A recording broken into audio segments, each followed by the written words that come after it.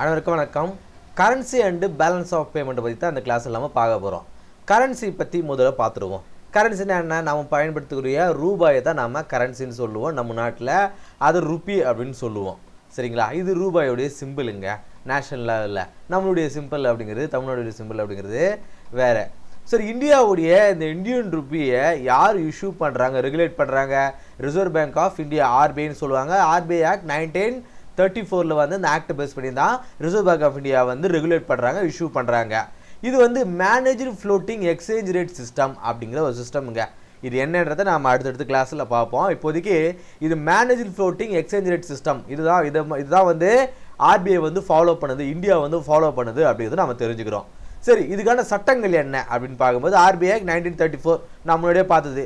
So அது மட்டும்தான் ஒரு sole authority issuing currencies the sole authority RBI தான் பார்க்குறோம். அதன் பிறகு ஃபாரின் எக்ஸ்சேஞ்ச் மேனேஜ்மெண்ட் ஆக்ட் அப்படிங்கிற ஒரு ஆக்ட்டுங்க, அது 1999 கொடுக்குறாங்க.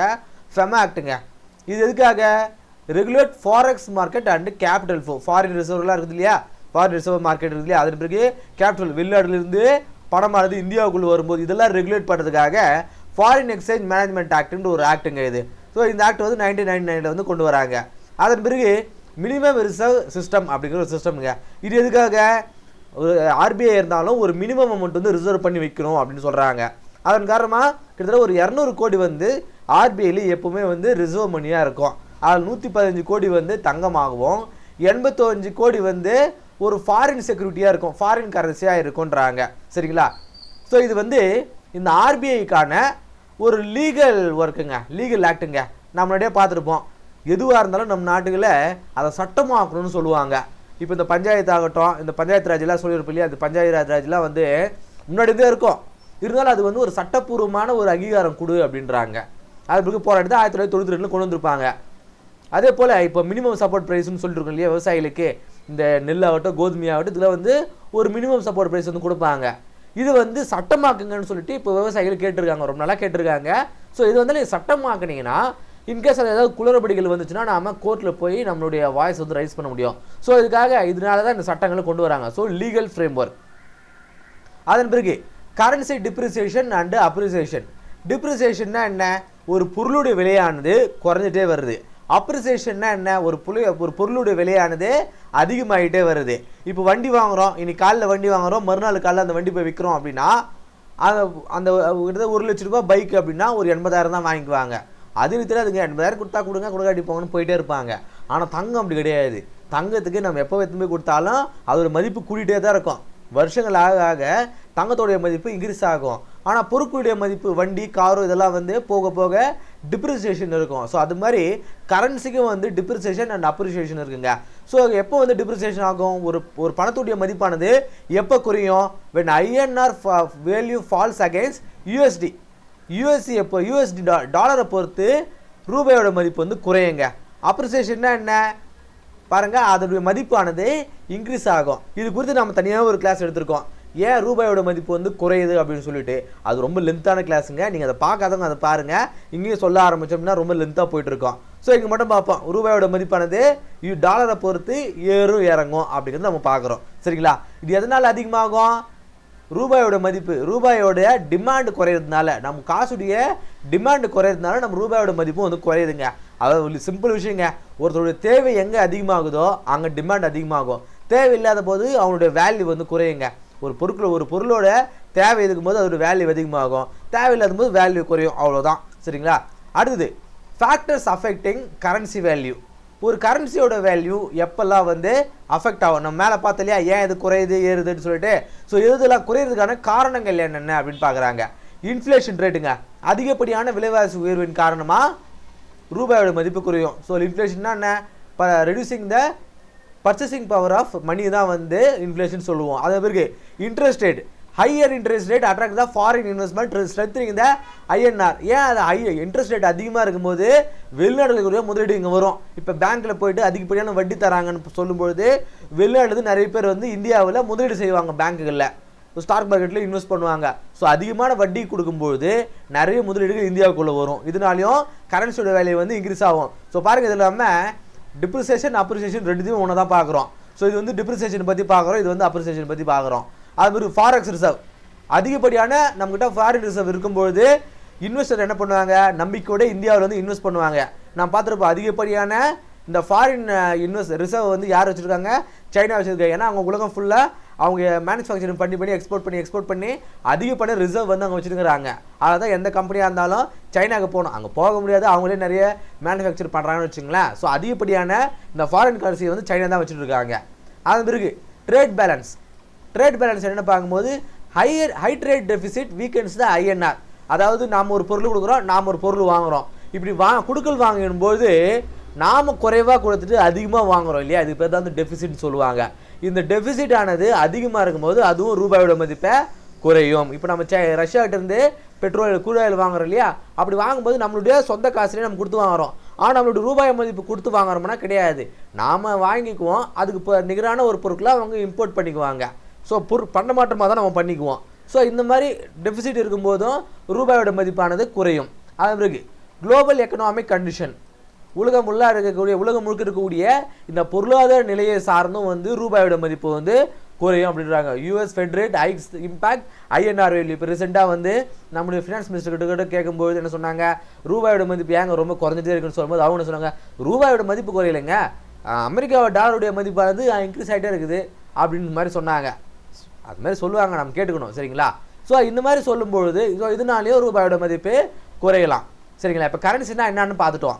இப்போது பேலன்ஸ் ஆஃப் பேமெண்ட்னா என்னென்னு பார்ப்போம். Balance of payment, the balance of payment BOP is a record of all economic transaction between India and the rest of the world over a specific period. அதாவது இந்தியாவுக்கும் பிற நாடுகளுக்கும் இடையில் இருக்கக்கூடிய எக்கனாமிக் டிரான்சாக்ஷனை தான் பேலன்ஸ் ஆஃப் பேமெண்ட் சொல்லுவாங்க.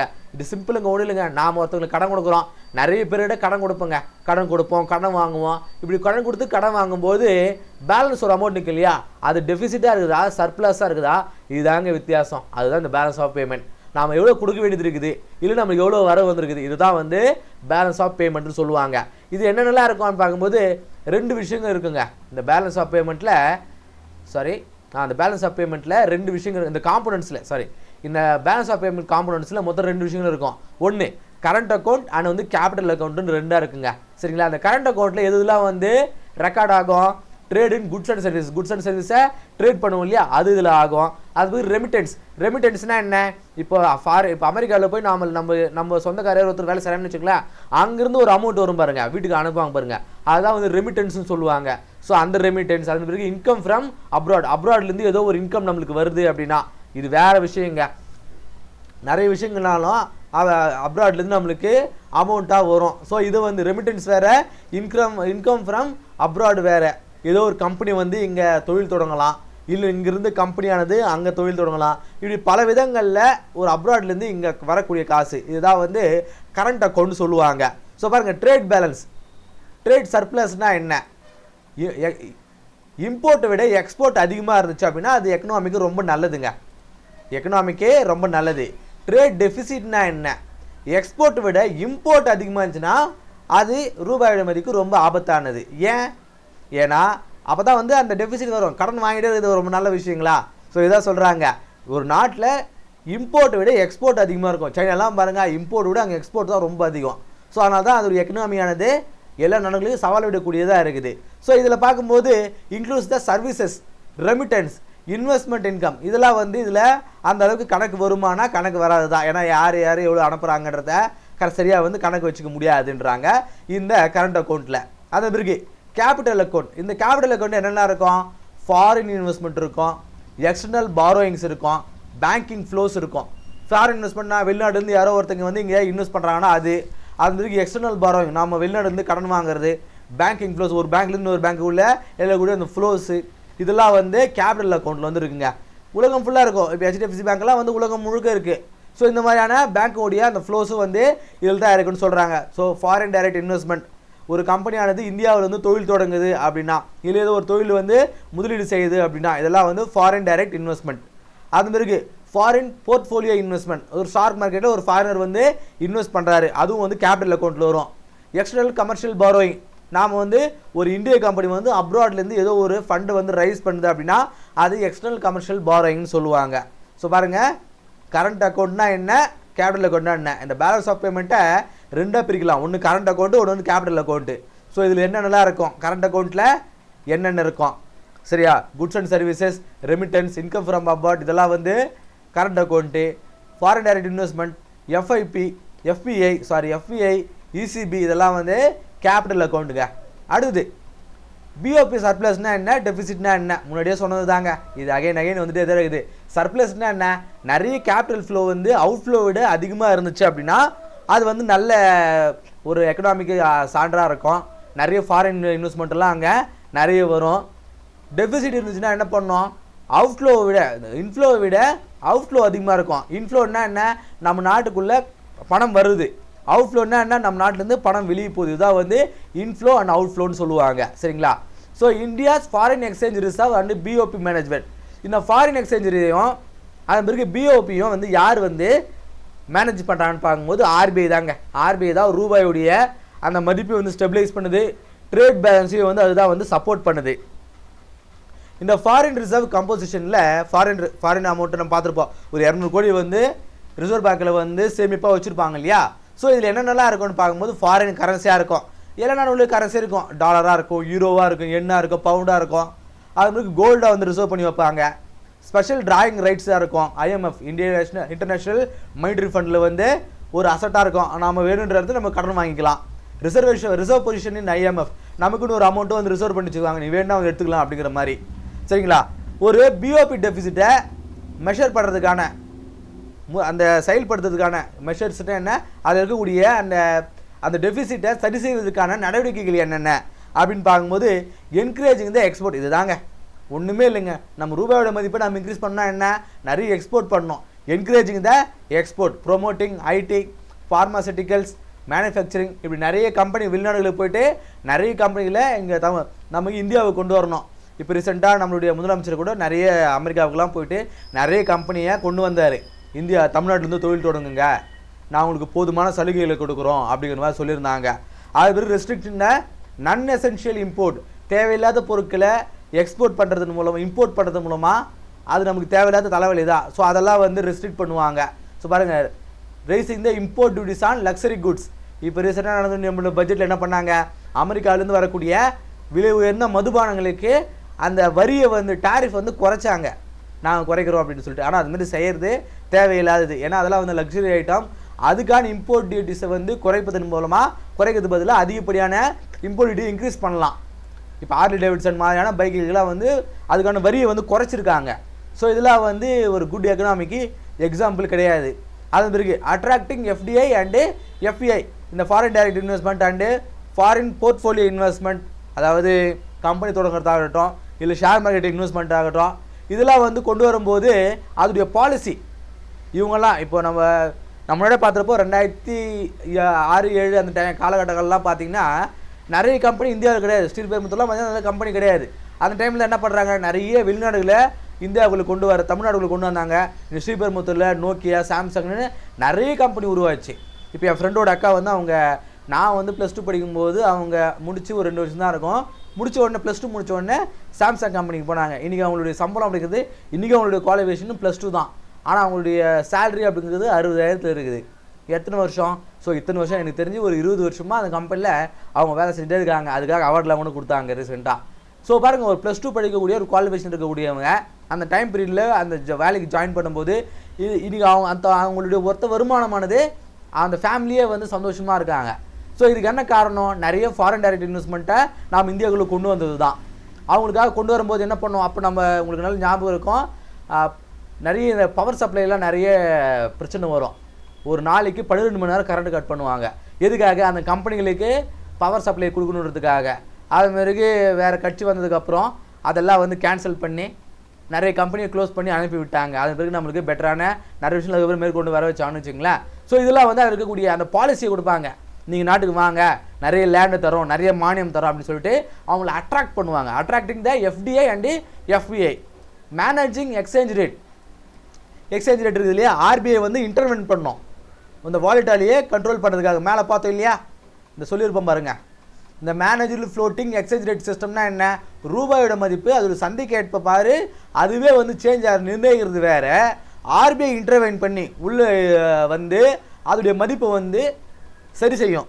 ஒன்றுமே இல்லைங்க. ஒரு குழந்தை பிறகுது, அந்த குழந்தை வந்து அதுவே வந்து அதோடைய மதிப்பு நம்மளே ஃபிக்ஸ் பண்ணுறது, இல்லைன்னா வந்து அதுவே எப்படினாலும் வளர்ந்துக்கிட்டோம் அப்படிங்கிறது. அந்த ஒரு குழந்தை பிறகுதுங்க, அந்த குழந்தை எப்படினாலும் வளரட்டும் அப்படிங்கிறது வந்து ஃப்ளோட்டிங்க. அதுதான் வந்து ஒரு ரூபாயோட மதிப்பு எப்படினாலும் இருக்கணும்னு சொல்லிட்டு அது சந்தைக்கு ஏற்ப அதுவே மறந்துடுச்சுன்னா அது வந்து ஃப்ளோட்டிங். இல்லை நான் தான் நிர்ணயிப்பேன் அப்படின்னு சொல்லிட்டு செய்வோம் இல்லையா, அது பேர் வந்து ஃபிக்ஸ்டுங்க. ஆனால் இந்தியாவில் வந்து அந்த ஃப்ளோட்டிங், மேனேஜர் ஃப்ளோட்டிங், அதாவது அதுவே கொஞ்ச நேரம் விடுவோம், அது ஏதாவது கொஞ்சம் கீழே போகிறதுன்னா நம்ம போய் இன்டர்வென்ட் பண்ணி அதை சரி செய்வோம். ஸோ இந்த மாதிரி சிஸ்டம் வந்து இந்தியாவில் இருக்குங்க. அது பிறகு கீ சேலஞ்சஸ், என்னென்ன சவால்கள் இருக்குது இந்த கரன்சி அண்டு பிஓபிலன்னு பார்க்கும்போது, ஹை ட்ரேட் டெபிசிட்டுங்க. நாம் எக்ஸ்போர்ட் விட இம்போர்ட் தான் அதிகமாக பண்ணுறோம், அது ஒன்று. ஃப்ளக்சுவேட்டிங் வந்து ஐஎன்ஆர், நாம் அதிகப்படியான இந்த க்ரூட் ஆயிலில் இம்போர்ட் பண்ணுறது தான் நம்மளுக்கு இருக்கக்கூடிய மிகப்பெரிய சவாலுங்க. அதனால் ரூபாயோட மதிப்பு ஃப்ளக்சுவேட் ஆகுது, ஏறுகுது இறங்குது. ஆனால் பாருங்கள் இறங்கிட்டே தான் இருக்குது, அப்பப்போ கொஞ்சம் தான் வந்து ஏறுது. அதுமாதிரி டிபெண்ட் ஆன் ஃபாரின் கேபிட்டல், நாம் அதிகமாக வந்து வெளிநாடு இருக்கக்கூடிய இன்வெஸ்ட்மெண்ட் தான் நம்பியிருக்கோம். நிறைய வருது, சடனாக வந்து எல்லாம் அவுட்ஃப்ளோ ஆகி, இன்ஃப்ளோ எவ்வளோ அந்தளவுக்கு அதிகமாக இருக்குதோ சடனாக வந்து எல்லாம் அவுட்ஃப்ளோ ஆகி போயிடும்.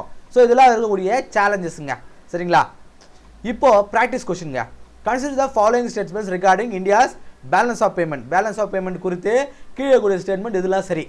A current account surplus occurs when a current country's export of goods and service exceed imports. இம்போர்ட்டை விட எக்ஸ்போர்ட் அதிகமாக இருக்கும்போது கரண்ட் அக்கௌண்ட் சர்ப்ளஸ் வந்து வரும் அப்படின்றாங்க.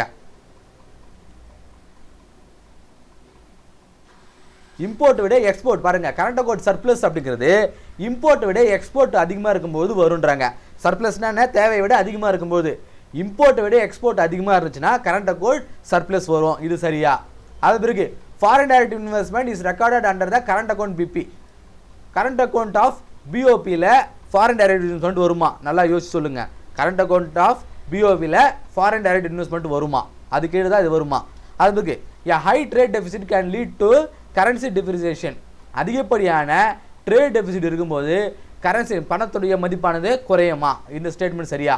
அது பிறகு foreign exchange reserves are managed by Securities and Exchange Board of India, SEBI. இந்த foreign எக்ஸ்சேஞ்சை செபி தான் வந்து கண்ட்ரோல் பண்ணுதா அப்படின்றது 4வது ஸ்டேட்மெண்ட்டுங்க. இந்த 4 ஸ்டேட்மெண்ட்டில் எதுங்க சரி? 4 ஸ்டேட்மெண்ட்டில் எதுலாம் சரி? ஆப்ஷன் ஏவா, பிஆ, சிஆ, டிஆ? இதுக்கான ஆன்சரை கீழே கமெண்ட்டில் சொல்லுங்கள். இதுக்கான சரியான ஆன்சர் உங்களுக்கு வேணும் அப்படின்னா நம்மளோட டெலிகிராம் சேனல் இருக்குங்க. அது மட்டும் இல்லாமல் இந்த கிளாஸ் உடைய பிடிஎஃப் உங்களுக்கு வேணும்னாலும் நம்மளோட டெலிகிராம் சேனல் இருக்குது. டெலிகிராம் சேனல் லிங்க் வந்து கீழே டிஸ்கிரிப்ஷனில் இருக்குது. நீங்கள் போய் பார்க்கும்போது அதில் டேட்டா இல்லைனாலும் கொஞ்சம் வெயிட் பண்ணுங்கள். அப்போவே இல்லைனாலும் மறுநாளாவது அப்டேட் ஆகிருக்கும். கோச்சிக்காமல் ஃபாலோ பண்ணுங்கள். சரிங்களா? இந்த கிளாஸ் உங்களுக்கு யூஸ்ஃபுல்லாக இருந்திருக்கும் அப்படி நம்புகிறேன். அடுத்த கிளாஸ் சந்திப்போம். நன்றி.